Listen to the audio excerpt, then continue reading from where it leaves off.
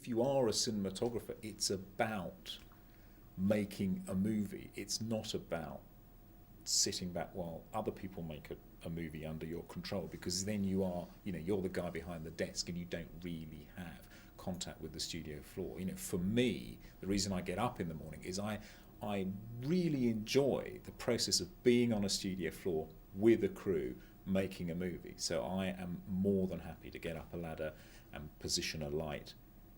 I know where that light's pointing if I'm behind it, and to set the look and the feel, the visual feel, the illumination feel of a movie. And by being on the floor, everyone sees me doing it. They can ask me questions. The great thing about an animation shoot is you've got so many people on the floor, all of whom bring different talents and experiences to that. It's a constant talking shop, so you're exchanging ideas all the time. And someone will say, I was doing this commercial last year and we had this problem, blah blah blah blah blah. Or maybe I've been asked to do this short film and the director wants to do this. How can I do this? And 4 or 5 of us will sit down and talk about that stuff. So it's a great talking shop for that.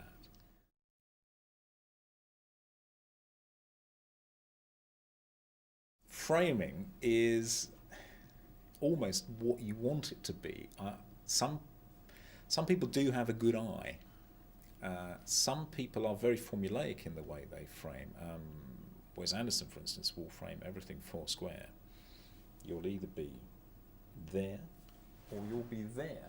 He will not take a 3/4 angle on a character at all, which makes the process of shooting quite difficult, because if you're cutting, sometimes you need a reverse, sometimes you need a 3/4 on a character. So the characters can then tend to sort of jump in frame. But that's a stylistic thing, and he likes that. So you learn to work in that way.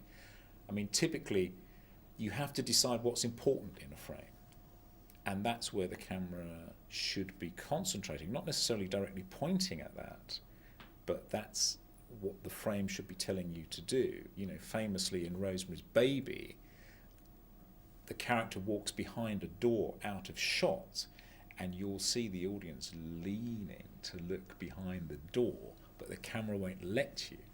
So in that case, the camera's looking at space, and you want to look. That's what the framing's done. It's concealed as well as revealed, and that's very clever use of a camera. If it's all about someone's face, then for goodness sake, make sure the face is lit well, in focus, and that any other stuff in the frame isn't disrupting your field of view.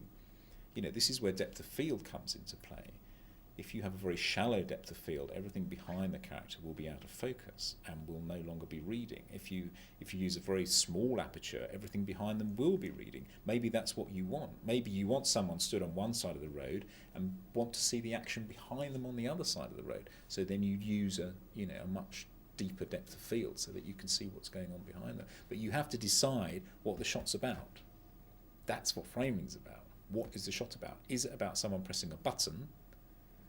Is it about someone running up a hill? If they're running up a hill, where are they? Make sure you're with them.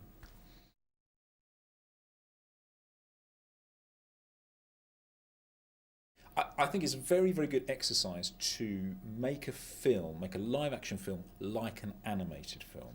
So you don't get to shoot coverage.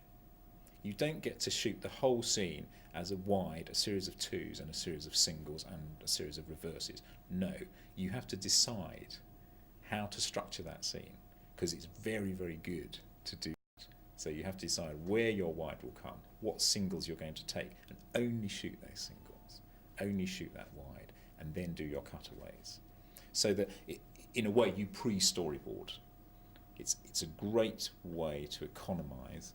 And what we used to do at film school is they would give us 100 feet of 16mm, which runs 2 minutes 40 seconds, and say go and make a 90-second film. So you absolutely had to know what you were going to shoot before you press the button. Every shot size, every piece of action had to be predetermined, because by the time the camera had run up to speed, the remaining 50 seconds of stock had been taken care of. So you pretty much took it out of the camera, chopped the ends and tails off the shots, and you had your film.